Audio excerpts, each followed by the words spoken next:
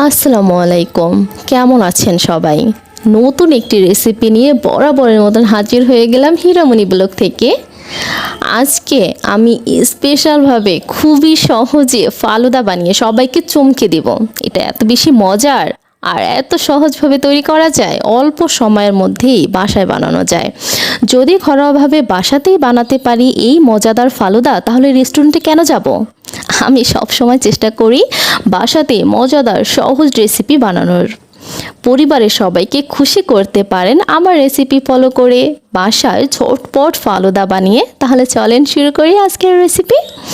প্রথমেই আমি ফালুদা মিক্স নিয়ে নিচ্ছি 1 প্যাকেট ম্যাঙ্গো ফ্লেভারের। এখানে দেখুন 3টি প্যাকেট আছে। আমি এখন জেলি বানিয়ে নিব। এখানে আমি 1 গ্লাস পানি নিয়েছি, তার মধ্যে দিয়ে দিলাম 1 প্যাকেট জেলি। ভালোভাবে মিশিয়ে নিচ্ছি। 5 মিনিট জাল দিলেই জেলিটা তৈরি হয়ে যাবে।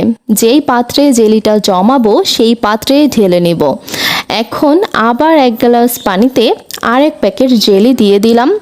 এটাও 5 মিনিট জাল দিব, তারপর ঢেলে নেব।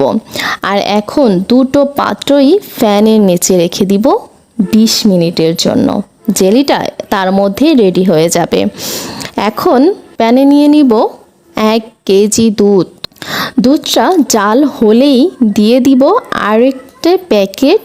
এখন লো আঁচে রান্না করে নিব ঘন হয়ে না আসা পর্যন্ত। এই পর্যায়ে নামিয়ে নিব। কি যে স্মেল বের হয়েছে কি বলবো, মাশাআল্লাহ, মনে হচ্ছে এখনই খেয়ে ফেলেই। একটি বাটিতে উঠিয়ে নিচ্ছি। এখানে নুডলস রান্না করে নিলাম দুটো, জাস্ট সিদ্ধ হলেই নামিয়ে নেব। এখানে আমি কলা কেটে নিচ্ছি এখন এভাবেই। জেলিটা একদম সেট হয়ে গেছে। এখন আমি দুটো জেলি কেটে নিচ্ছি খুব সুন্দরভাবে।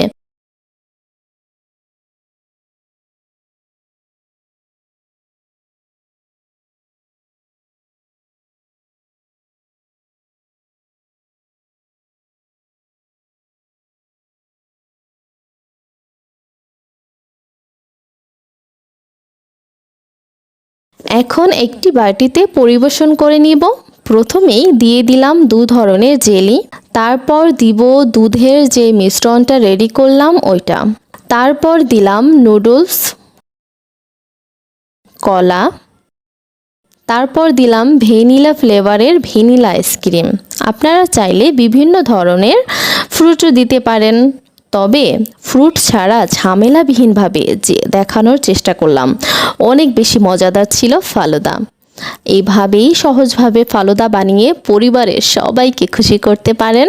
আশা করি আজকের ভিডিওটি অনেক বেশি ভালো লেগেছে আপনাদের কাছে। যদি ভালো লাগে থাকে আজকের এই ফালুদার রেসিপি, তাহলে প্লিজ আমার চ্যানেলটি সাবস্ক্রাইব করে দিবেন। আপনাদের জন্য অনেক ভালোবাসা আর দোয়া। আল্লাহ হাফেজ।